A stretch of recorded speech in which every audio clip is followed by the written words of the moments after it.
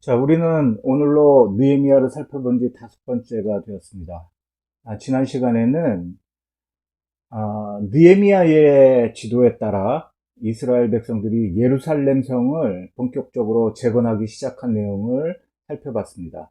느헤미야는 혼자서 일한 것이 아니고 우리가 성을 건축하자라는 말로 백성들을 독려해서 하나 되고 일치되어서 이 일을 진행해 나갑니다. 성별과 신분, 직업, 지역, 능력의 차이가 있었음에도 이 일에 참여하는 사람들은 하나님의 선한 일을 위해서 하나가 되어 힘써 성을 재건해 갑니다.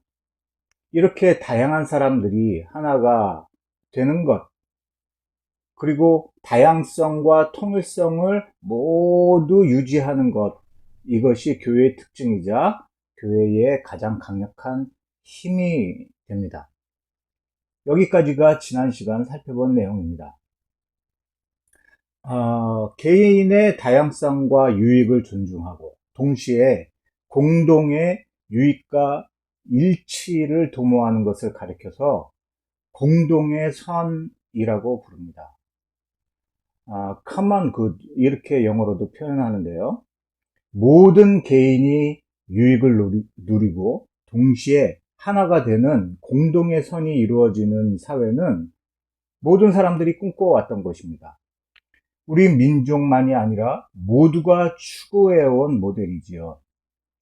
우리 민족에게는 공동의 선과 비슷한 표현으로 널리 인간을 유익하게 한다는 홍익인간이라는 말이 있습니다. 중국이 최근에 도모하고 있는 공동부유론도 일종의 공동의 선을 추구하는 정책이라 할 수 있습니다. 그러나 불행히도 인류 역사에서 아주 잠깐 평화로운 시기는 있었을지 모르지만은 실제로 공동의 선이 실현된 적은 한 번도 없습니다. 그거는 성경에 나오는 구약이나 신약의 교회를 보더라도 사실은 마찬가지입니다. 아담이 타락하기 전이나 하나님께서 특별하게 기입하신 몇 번의 시기를 제외하고는 공동의 선이 완전히 실현된 적은 없습니다. 예를 들어서 오순절 성령 강림을 통해서 세워진 초대교회 같은 경우에는 공동의 선이 이루어진 것처럼 매우 이상적인 공동체가 되었지만은 그것도 잠시뿐이었고요. 그 면면을 깊이 살펴보면은 역시 이 초대교회에서도 여전히 불평등이 심했고 완전한 일치를 이룬 적은 없었습니다. 그럼에도 불구하고 교회는 장차 예수 그리스도를 통해 이루어질 세상의 밑그림을 그리는 역할을 해왔습니다. 이렇게 상상해 보세요. 어떤 아이가 있는데 태어나면서부터 면역력이 없어서 무균실에 갇혀 생활했다고 생각해 보십시오. 이 아이는 한 번도 바깥 세상을 본 적이 없습니다. 그래서 이 아이의 부모는 연필을 가지고 산과 강, 바다, 나무와 꽃을 이 아이에게 그려줍니다.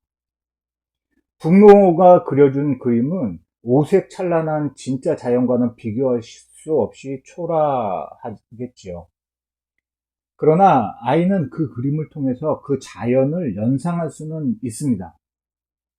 훗날 이 아이가 치료가 돼서 묵은실 밖에 진짜 산과 바다를 접하게 되면 부모가 그려준 그림 덕에 진짜 바다와 산과 강을 알아보게 되어 있습니다. 이 땅의 교회는 천국처럼 완전한 공동의 선을 이룬 적이 단 한 번도 없습니다. 이렇게 이 땅의 교회는 항상 보잘것없고 불완전했지만은 교회가 교회의 역할을 제대로 감당했을 때는 천국을 연상할 수 있게 하는 밑그림의 역할을 하게 되어 있습니다. 그러니까 그 교회의 부족하지만 일치되는 모습, 사랑으로 교제하는 모습, 모두가 존중되는 모습, 그리고 하나님을 경외하고 사람들을 사랑하는 이런 모습 속에서 천국을 연상할 수 있게 되어 있는 겁니다. 그래서 천국의 밑그림과 같은 것이 교회입니다. 그런데 교회가 이런 수고를 할 때면은 이 천국의 밑그림의 역할을 하려고 애를 쓰게 되면은 여지없이 어려움을 만나고 사단의 방해를 겪게 되어 있습니다. 사단은 어떻게 해서든지 다양성의 존중, 그리고 하나됨이라는 통일성을 보여주는 이 천국의 밑그림을 그리려고 교회가 수고하면 할수록 방해하려고 애를 씁니다. 오늘 우리가 살펴보고자 하는 본문에서도 그 사실을 발견할 수가 있습니다. 예루살렘 성을 재건하는 일종의 공동의 선을 추구하자 사단은 여지없이 방해하기 시작합니다. 먼저는 사단의 방법으로 사용된 것은요, 내부적인 분열을 일으키는 겁니다. 우리 읽지는 않았지만 느헤미야 3장 5절을 보면 이런 말씀이 나오는데요. 여러분이 직접 성경을 펴셔서 확인하셨으면 좋겠어요. 그 다음은 드고와 사람들이 중수하였으나 그 귀족들은 그들의 주인들의 공사를 분담하지 아니하였으며, 이런 말씀이 나와요. 모두가 한 마음으로 예루살렘 성을 재건하려고 애를 쓰는데 그 중에 일부 귀족들이 그 일에 참여하기를 거부하고 이탈합니다. 아마도 이들은 예루살렘을 재건하는 일에 자신의 재산과 시간, 에너지를 소비하는 것이 아까웠던 것 같아요. 그런데 이런 이탈을 두고 평하기를 3장 방금 읽었던 3장 5절은 이렇게 말하죠. 주인들의 공사를 분담하지 않았다. 이렇게 표현합니다. 주인들이라고 복수를 사용했지만은 본래는 이게 단수예요. 주인이라는 단수인데요. 하나님을 뜻합니다. 그러니까 하나님의 공사, 하나님의 일을 분담하지 않았다는 뜻이에요. 즉 이들의 이탈은 단순한 이탈이 아니라 하나님께 불순종했다라는 의미를 가지고 있습니다. 내부적인 분열이나 이탈은 공동체를 이루는데 가장 위협이 되는 요소 중에 하나입니다. 공동체 전체가 합의를 이룬 목표에 내부적으로 반대가 있거나 이탈이 있으면요, 시작부터 김이 빠지는 부분입니다. 외부적인 방해는 오히려 내부를 결속하는 계기가 되거든요. 근데 내부에서 일어나는 반대나 이탈은 외부적인 위협에 비할 수 없이 위협이 됩니다. 자, 오늘 방금 읽었던 3장 5절에 나오는 사람들은요, 귀족들이라고 이렇게 표현되어 있습니다. 그러니까 귀족들처럼 이렇게 영향력을 가지고 있었던 사람들이 내부적으로 이탈했을 때요, 그 피해는 더 크게 되어 있죠. 교회도 마찬가지로 신앙의 경륜이 있고 알만한 사람들이 내부에서 그 이탈이나 반대를 일으키면은 그 위협은 정도가 더 큽니다. 기업을 운영하는 사람들도 이를 잘 간파하고 있어요. 내부적인 반대나 그 이탈이 가장 큰 위협이라는 것을 기업을 운영하는 사람들은 익히 잘 알고 있는데요. 회사를 경영하는 사람들은 사업을 시작하게 될 때 세 가지 장애를 보통 겪는다고 말을 합니다. 세 가지 장애는 첫째로 인지적 장애고요. 둘째는 구조적 장애, 그 다음 셋째로는 재원의 장애를 겪는다고 합니다. 그 중에서 가장 어려운 장애물을 인지적 장애라고 하는데요. 인지적 장애라는 게 뭐냐면은 사람들이 서로 다른 생각을 하고 있어서 일치되지 않는 것을 인지적 장애라고 하는데 이것이 가장 어렵다고 합니다. 이렇게 생각이 일치되지 않으면은 결국은 그 일이 이루어지지 않는다고 해요. 반대로 서로 생각이 일치되면은 구조적 장애, 그러니까 무슨 제도의 문제가 있어서 어려움을 겪는 것이나 뭐 재료의 장애, 그러니까 무슨 자원이나 인력이 부족해서 일어나는 것, 뭐 돈이 부족해서 일어나는 것은 이겨낼 수 있다고 하는데요. 인지적 장애가 일어나면 결국은 견디지를 못한다고 합니다.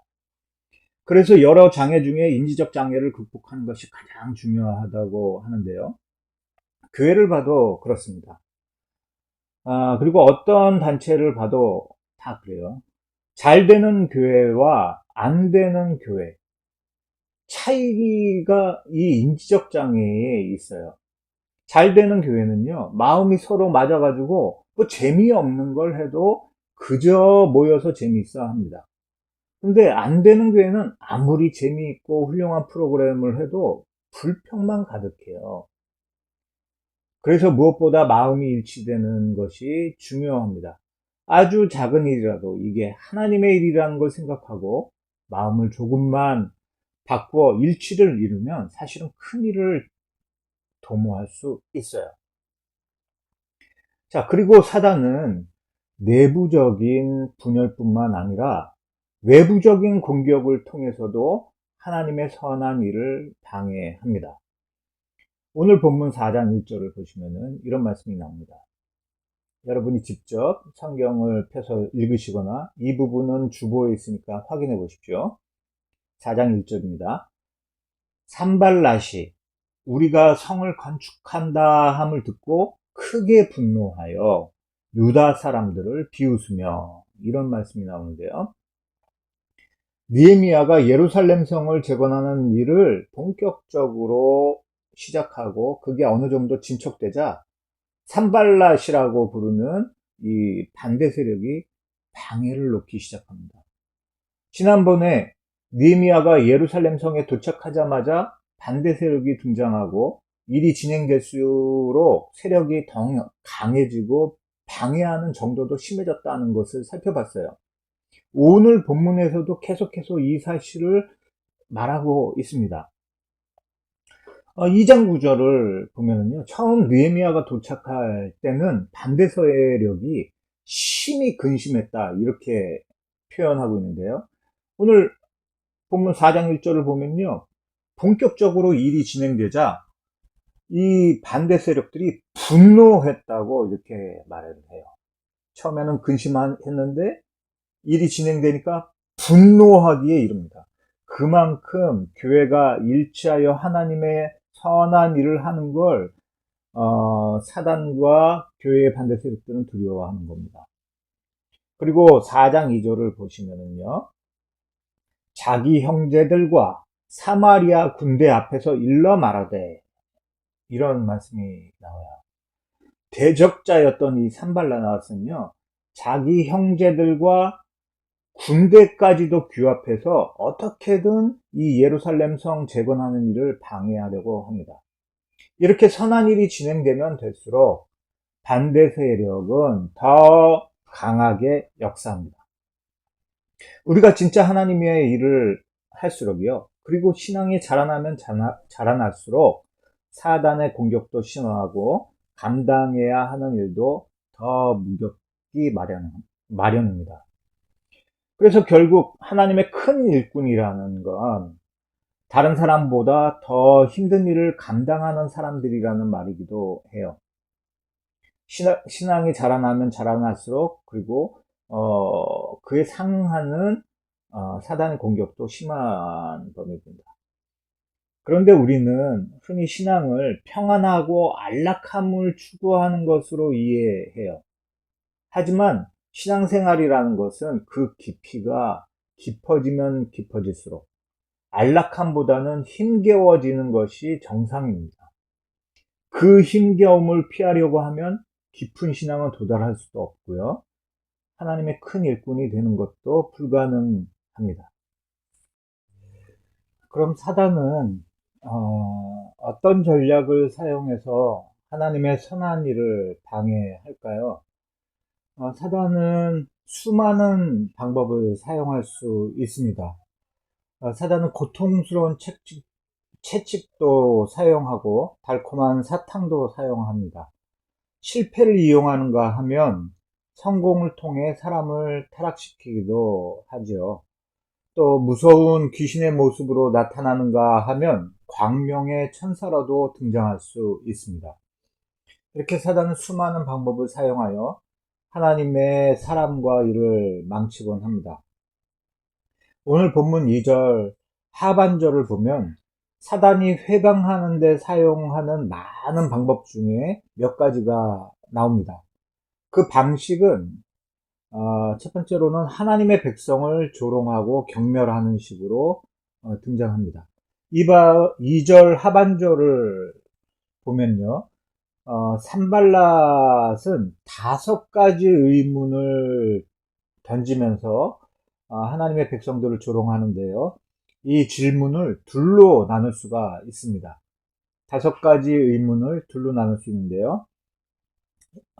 보시면 이렇게 첫 번째 질문을 던져요. 이 미약한 유다 사람들이 하는 일이 무엇이냐?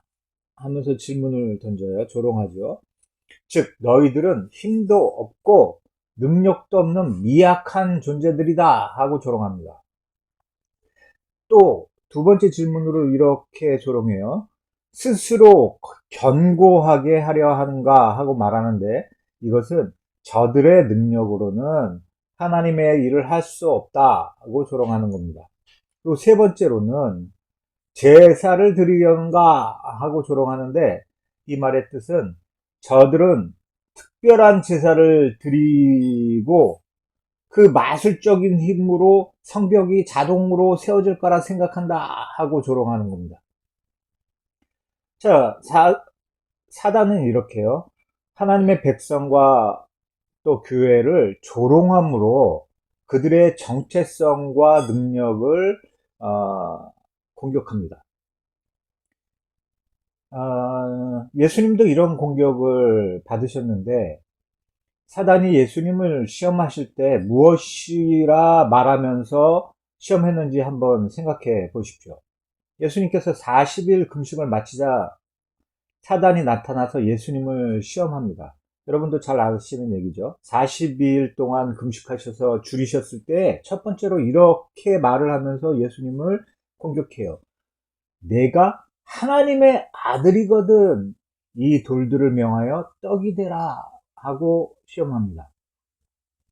두 번째 시험도 마찬가지예요. 이런 말을 이용해서 공격하는데요.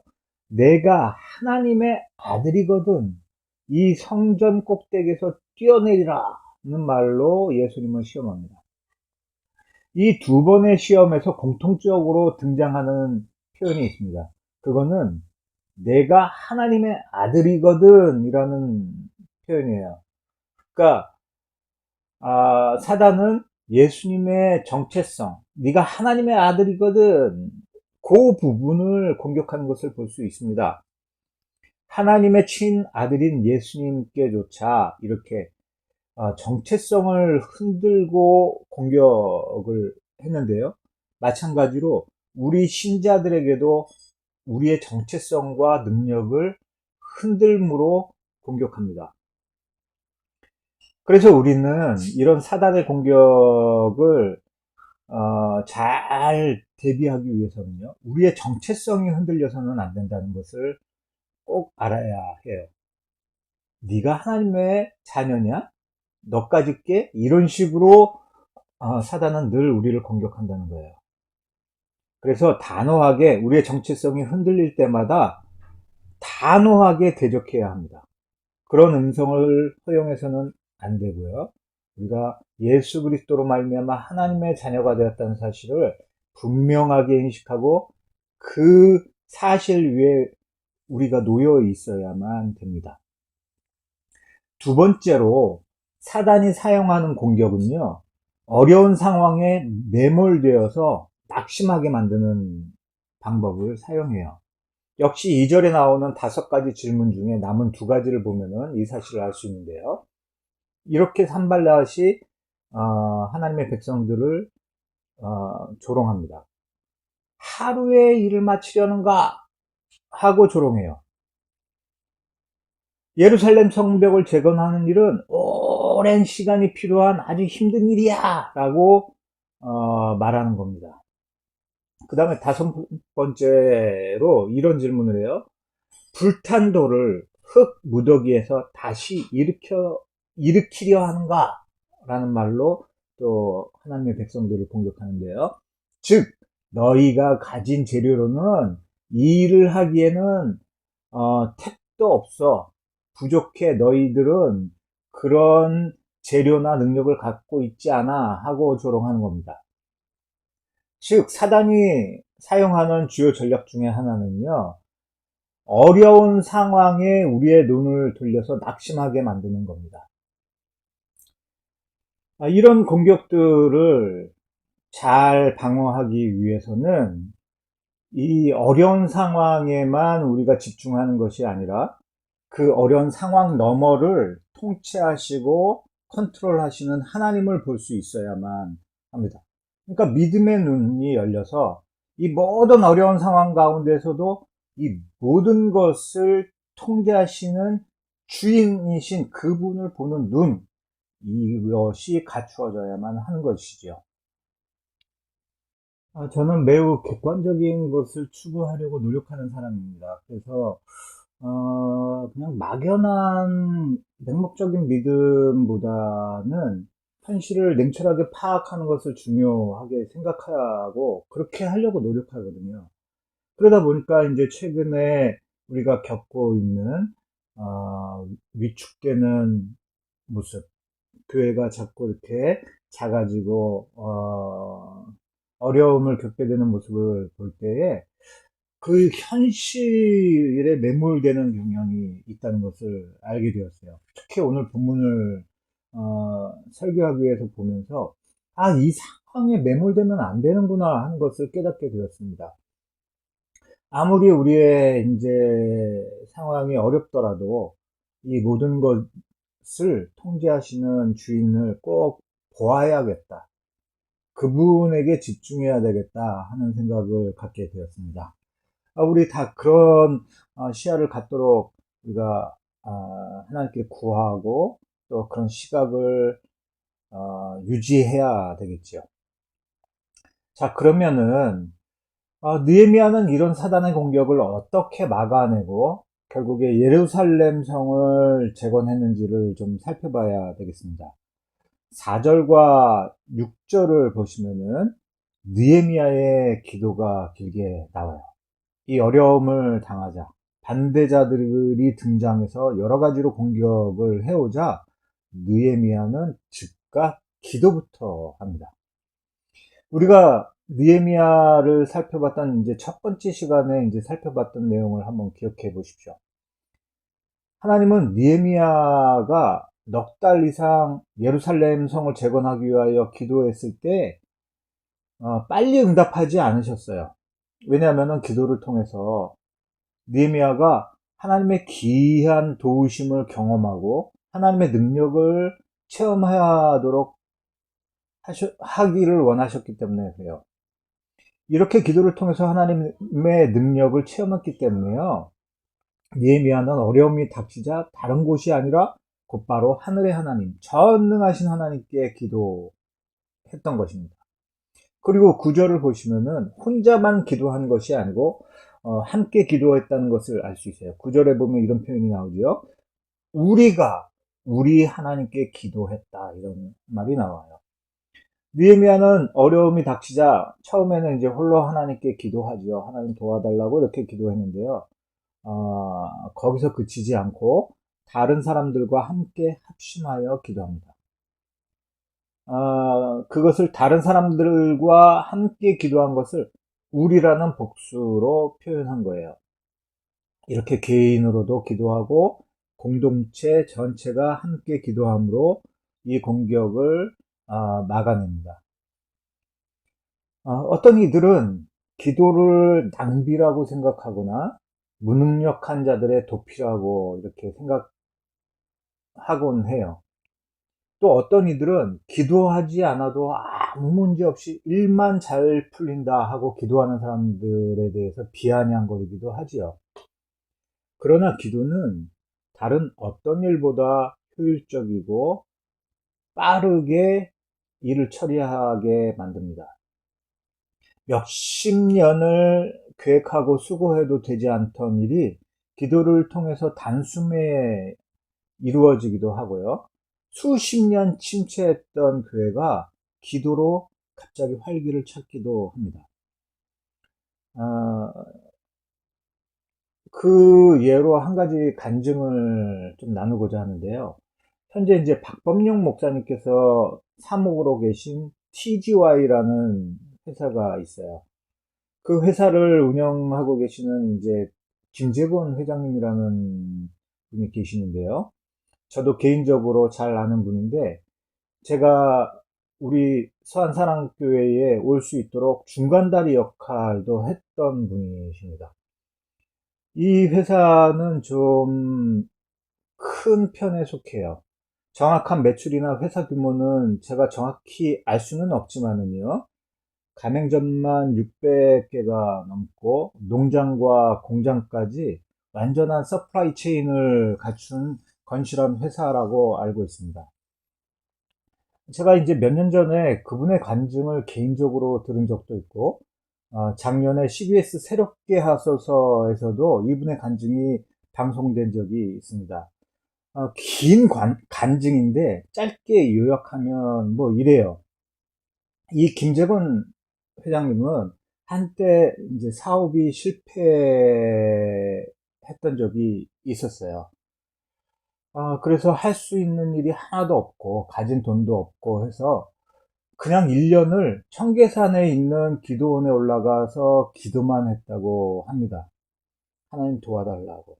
그리고 서원도 했어요. 하나님 내게 다시 일하고 사업터를 주시면은 제가 하나님을 위하여 이 사업을 하도록 하겠습니다. 그리고 1년을 기도하셨어요. 그런데 어느 날 지인으로부터 갑작스러운 연락을 받았다고 합니다. 아, 회사를 경영하고 있었던 지인으로부터 연락을 받았는데 자신을 대신해서 회사를 경영해 달라는 부탁이었어요.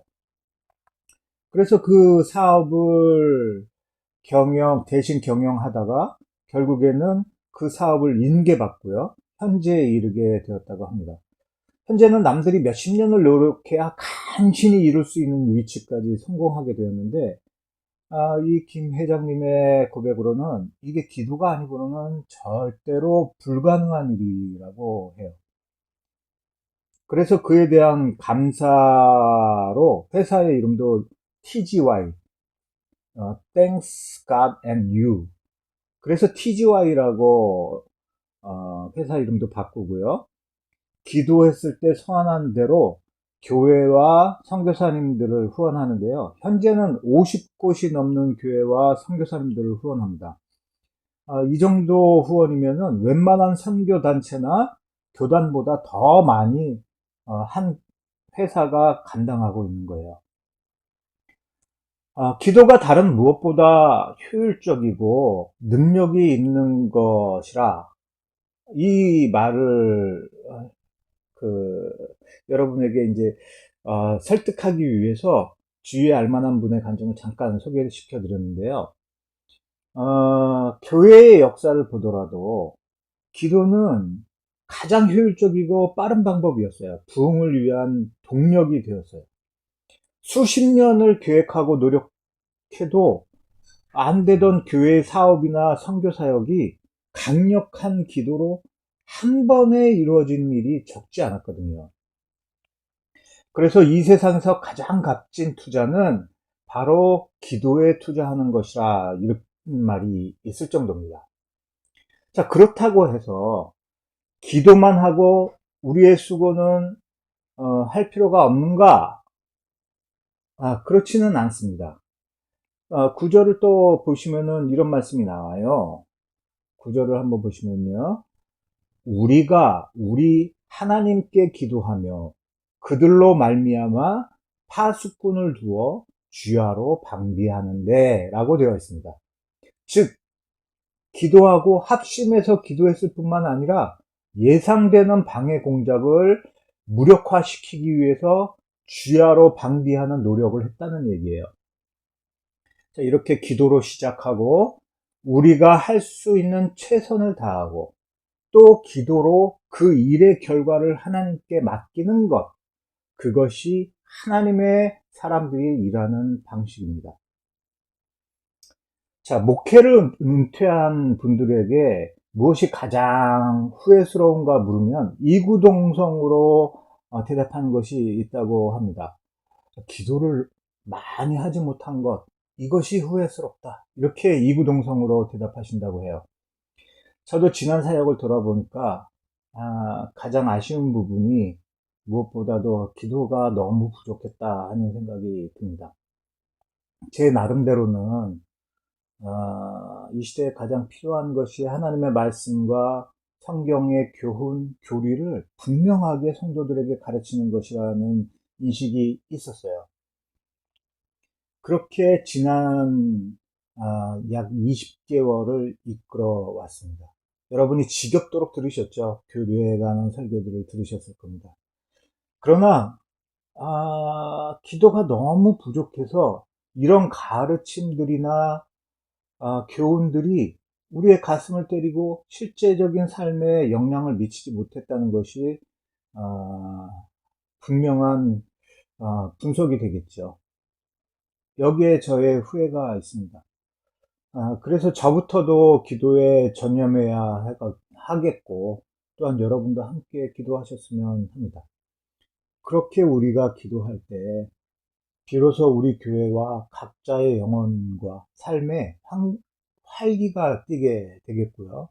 여러 위험과 유혹의 예봉이 꺾이고 다시 도약할 기회를 얻게 될 것입니다. 자, 이렇게 우리는 느헤미야가 선한 일을 함께 이스라엘 백성과 함께 진행할 때에 겪게 되었던 도전과 그 다음에 그 여러 가지 방해들을 살펴보고 또 어떤 식으로 이런 방해들이 들어오는지 그리고 그것을 어떻게 극복했는지를 봤습니다. 이런 교훈들을 잘 새기셔서 우리가 다시 한번 도약의 기회를 맞이했으면 좋겠습니다. 기도하겠습니다. 하나님 아버지, 우리의 교회와 우리가 천국의 밑그림처럼 얼핏이라도 천국을 경험할 수 있는 공동체 되게 해 주옵소서. 예외 없이 모든 성도가 하나님의 사랑을 경험하고 하늘 백성으로 존중받는 곳 되게 하옵소서. 또한 한 마음과 한 뜻을 품어 분열과 다툼이 가득한 세상에 사랑과 일치가 무엇인지를 보여주게 하옵소서. 또한 수많은 어려움이 우리를 위협할지라도 기도로 싸우며 맡겨진 사명을 끝까지 감당하는 신실한 교회와 우리 모두가 되도록 인도해 주옵소서. 예수님의 이름으로 기도합니다.